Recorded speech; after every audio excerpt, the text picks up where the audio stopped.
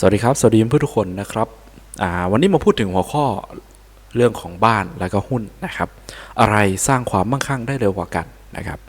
คือเมื่อเช้านะไปนั่งฟังพอดแคสต์เดวิดบัสนะครับนักเขียนติดระดับนิวยอร์กไทม์นะครับซึ่งแกก็ยกประเด็นหลายๆประเด็นเนาะมาพูดคุยกันนะครับหนึ่งในนั้นก็คือประเด็นเรื่องของบ้านแล้วก็หุ้นนี่แหละนะครับที่พิธีกรเขาถามว่าระหว่าง2 อย่างนี้เนี่ยอะไรมันทำให้มนุษย์นะฮะสามารถสร้างความมั่งคั่งได้เร็วกว่าถ้าถามเดวิดบาร์ตนะครับแกก็คงจะแนะนำทั้งสองเนาะไม่ว่าจะเป็นบ้านหรือว่าหุ้นก็อยู่ที่ความรู้แล้วก็ความเข้าใจของเรานะครับว่าสินทรัพย์ที่เราจะลงทุนนะครับที่เราอยากจะสะสมเนี่ยเราเข้าใจมันมากน้อยขนาดไหนนะครับสำหรับผม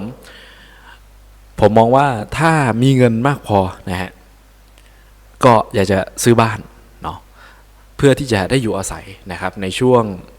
ตอนที่กำลังสร้างเนื้อสร้างตัวอยู่นะครับหรือว่ากำลังใช้ชีวิตอยู่เนาะส่วนหุ้นเนี่ยก็อยากจะเก็บจากออมเหมือนกันนะครับสรุปในมุมผมอยากจะได้ทั้ง2 อย่างนะครับประเด็นที่น่าสนใจนะครับในพอดแคสต์นี้ก็คือประเด็นเรื่องของการเก็บออมเนาะอันนี้ก็คงจะหนีไม่พ้นนะครับเพราะว่าออมมันคือพื้นฐานผมก็อยากจะหยิบมาพูดในประเด็นที่1ก่อนนะครับการเก็บออมวันละ$27มันทำให้เราสามารถมั่งคั่งร่ำรวยขึ้นมาได้จริงหรือเปล่านะครับการเก็บออมเงินจำนวนเล็กๆน้อยๆทุกวันอย่างสม่ำเสมออาจจะทำให้เราได้ผลลัพธ์นะครับดีกว่าการพยายามหาเงินเพิ่มอย่างเดียวถ้าเรารู้จักที่จะออกแบบระบบนะครับจากนั้นเราก็ใช้ระบบเพื่อที่จะทำงานแทนเราเนาะเพราะฉะนั้นพื้นฐานก็คือมาจากการเก็บการออมนะครับการที่เราได้เก็บได้ออมนะครับสิ่งที่เราเก็บออมมามันก็จะกลายเป็นทุนซึ่งตรงนี้แหละนะฮะจะทำให้เราเนี่ยสามารถนำทุนตรงนี้ไปลงทุนเพื่อต่อยอดสู่ความมั่งคั่งได้ประเด็นที่2ครับก็เรื่องของ 70% ของคนที่ยังจนแม้รายได้จะเพิ่มขึ้นนะเขาก็ยังจนอยู่ปัญหาไม่ได้อยู่ที่รายได้นะครับแต่ว่ามันอยู่ที่ระบบการจัดการการเงินหรือว่าแผนที่เขาใช้ในการจัดการเงินที่ได้มาในแต่ละเดือนในแต่ละปีมันยังไม่ถูกต้องนะครับทั้ง 70% เลยนะถือว่าเยอะใช้ได้นะครับประเด็นที่3ก็เรื่องของกฎ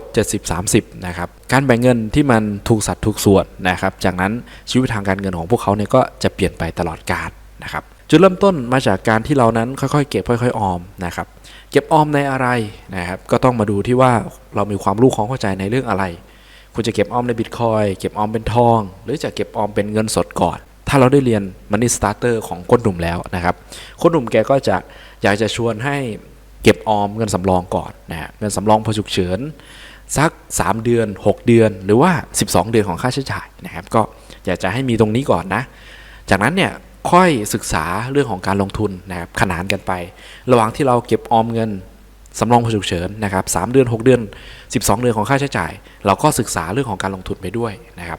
เมื่อเงินสำรองของเราเต็มแล้วนะครับจากนั้นเราก็นำเงินที่เหลือจากการเก็บการออมนะครับในเงินสำรองของเราเนี่ยไปลงทุนเพื่อต่อยอดสู่ความมั่งคั่งนะครับผมมองว่าตรงนี้มันจะทำให้แผนการเงินของเราเนี่ยมีความยืดหยุ่นและก็สามารถไปต่อได้นะครับช่วงประมาณ7 เดือนที่ผ่านมานะครับผมได้ทำการปรับย้ายที่ทำงานใหม่เนาะอย่างที่เล่าให้เพื่อนได้ฟังนะครับผมก็เอาเงินที่ผมเก็บออมนะครับกันไว้เป็นเงินสำรองส่วนตัวนะครับเงินส่วนนั้นแหละครับที่จะมาต่อชีวิตของผมให้สามารถเดินต่อไปได้นะครับเพราะว่าผมมองเห็นแล้วว่าเดี๋ยวผมจะย้ายที่ทำงานนะครับแล้วเวลาที่เราจะย้ายที่ทำงานเนี่ยมันมีค่าใช้จ่ายนะครับในการขนของต่างๆนะที่อยู่ในบ้านพักของเรา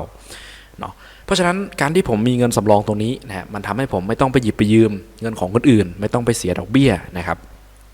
แล้วมันก็ทำให้เราเนี่ยสามารถจัดการการเงินของตัวเองให้เหมาะให้สมนะครับกับสิ่งที่เราอยากจะได้อยากจะมีอยากจะเป็นเนาะจุดเริ่มต้นก็มาจากการเก็บการออมเงินสำรองของเรานี่แหละนะครับส่วนเรื่องของแผนเกษียณนะครับแผนเกษียณเนี่ยคุณหนุ่มแกบอกว่ามันคือภาพขยายของเงินสำรองของเรานี่แหละนะครับเมื่อเราเริ่มต้นเก็บออมจากเก็บออมได้เงินสำรองได้1 สัปดาห์นะกลายเป็น3 สัปดาห์กลายเป็น4 สัปดาห์กลายเป็น1 เดือนกลายเป็น2 เดือน3 เดือน4 เดือน5 เดือน6 เดือนสมมติว่าเราไม่มีรายได้เข้ามาเลยนะด้วยทรัพย์สินที่เรามีทั้งหมดเราสามารถมีชีวิตอยู่ได้2 ปีนะ3 ปี5 ปีนะหรือมันอาจจะกระเถิบไปเป็น10 ปีนะคราวนี้เมื่อเรามีทรัพย์สินที่มันค่อยๆเติบโตค่อยๆเยอะขึ้นไปเรื่อยๆนะชีวิตของเราก็จะมีออปชันมีทางเลือกได้มากกว่าคนที่ไม่มีเงินเก็บเงินออมเลยนะครับยกตัวอย่างนี้เป็นต้นนะฮะประเด็นต่อมาครับเรื่องของบ้านแล้วก็หุ้นครับ ซึ่งในคลิปเนี่ยเขาจะพูดถึงหุ้นของ S&P 500นะครับเขาก็จะพยายามเปรียบเทียบว่าสองอย่างนี้เนี่ยอะไรมันคุ้มกว่ากันนะฮะมันไม่มีคำตอบที่ตายตัวหรอกครับสำหรับผมนะผมมองว่ามันอยู่ที่สภาวะทางการเงินของเราณขนาดนั้นนะครับยกตัวอย่างผมมีรายได้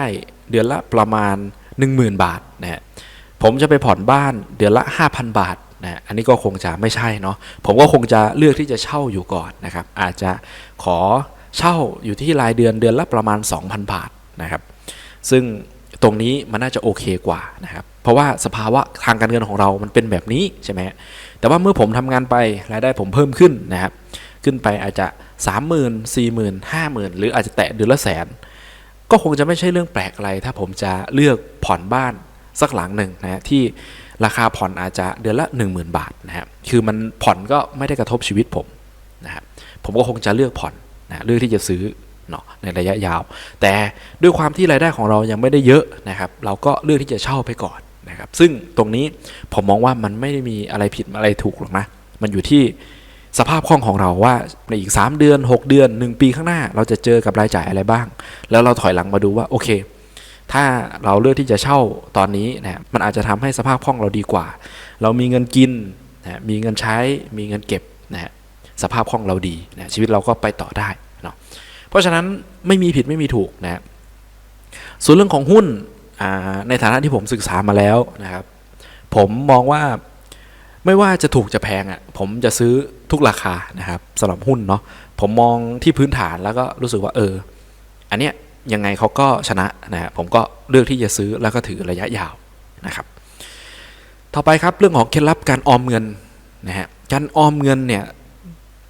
สำหรับผมเป็นคนที่ใจไม่แข็งพอนะผมเลือกที่จะตั้งระบบอัตโนมัตินะครับเวลาที่มีเงินโอนเข้ามาในบัญชีผมนะฮะที่เป็นเงินเดือนเนาะผมก็จะตั้งให้มันตัดไปเลยนะฮะอย่างผมออมกับกบข.อยู่แล้วนะฮะ30%ของรายได้แล้วก็มีเก็บออมกับบิตคอยนะครับวันละ108 บาทซึ่งออมกับบิตคอยเนี่ยผมไม่ได้ฟิกนะครับ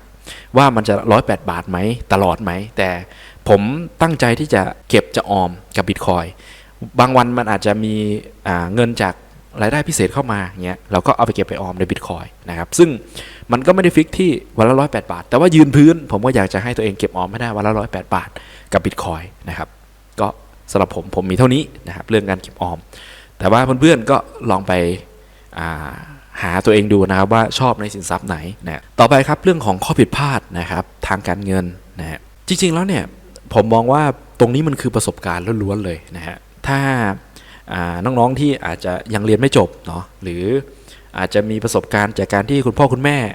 ให้เงินเป็นค่าขนมนะฮะวิธีการประสบการณ์การใช้ชีวิตมันก็จะไม่เหมือนกันเนาะให้ผมพูดมันก็คงจะไม่เห็นภาพครับเราต้องไปเจ็บเองนะฮะเราต้องเจ็บเองแล้วก็ต้องลองใช้ชีวิตด้วยตัวเองเราก็จะรู้ว่าชีวิตของเราเนี่ยมันต้องใช้เงินประมาณไหนในการที่จะ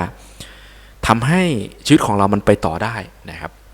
เราก็ลองจดดูนะครับของผมใช้แอปที่เรียกว่าเป็น Smart Member เนาะมันเป็นแอปของสหกรณ์นะที่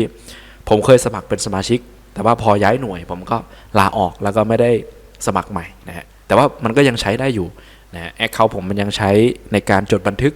รายรับรายจ่ายในแต่ละวันในแต่ละเดือนได้นะผมก็ใช้ตรงนี้แหละในการแท็กว่าวันหนึ่งเรากินอะไรบ้างนะฮะเวลาที่ผมเดินทางกลับไปที่บ้านผมนะผมใช้อะไรบ้างเติมน้ำมันเท่าไหร่นะมีซื้อหนังสือเท่าไหร่ในแต่ละเดือนเดือนนี้เราซื้อหนังสือเยอะเกินไปแล้วนะก็จะเดือนถัดไปก็จะค่อยๆปรับตรงนี้ให้มันดรอปลงนะครับผมก็จะทำในลักษณะนี้คือคอยที่จะติดตามนะการใช้จ่ายของตัวเองอยู่ตลอดเวลาส่วนเรื่องของการเก็บออมบิตคอยเนี่ยผมไม่ได้จดนะเพราะว่าผมคิดว่ามันก็คือสินทรัพย์ที่เราตั้งใจจะออมอยู่แล้วนะฮะเพราะฉะนั้นมันก็จะเป็นการดีมากๆที่เวลามีรายได้อะไรเข้ามาเราก็เลือกที่จะกันไปออมก่อนนะฮะที่เหลือเราก็ค่อยเอามาใช้นะครับซึ่งผมก็รู้ตัวเองดีว่าผมเป็นคนไม่ค่อยใช้เงินเก่งนะเพราะฉะนั้นส่วนใหญ่ก็จะมีแค่เอาไปเก็บไปออมแล้วก็ลงทุนเพื่อต่อยอดเท่านั้นเองนะครับสิ่งที่มันน่าจดจำนะครับก็คือคุณยายของเดวิดบัสนะครับที่เขาเป็นแขกรับเชิญในรายการนี้นะแกมาพูดนะครับเขาบอกว่าคุณยายของเขาเนี่ยนะเป็นคนที่ตั้งหน้าตั้งตาทำงานนะก็เป็นพนักงานธรรมดานี่แหละทั้งชีวิตเลยแต่ว่าในท้ายที่สุดเนี่ยเขาก็กลายเป็นผู้หญิงคนหนึ่งนะครับที่ สามารถสร้างเนื้อสร้างตัวจนกลายเป็นเศรษฐีได้นะครับด้วยหลักการง่ายๆที่ใครๆก็ทำได้นะครับก็คือการที่เรานั้นต้องเรียนรู้นะครับที่จะใช้ชีวิตว่าชีวิตของเราเนี่ยต้องใช้เงินเท่าไหร่ในการสนับสนุนนะครับจากนั้นเราก็ค่อยมาตั้งว่าเราต้องการเงินเท่านี้นะจากนั้นเราก็มาดูว่าแต่ละเดือนเนี่ยเราสามารถเก็บออมได้เท่าไหร่นะครับถ้าเงินที่เราหามาได้มันไม่พอที่จะเก็บออมเราก็มาดูว่า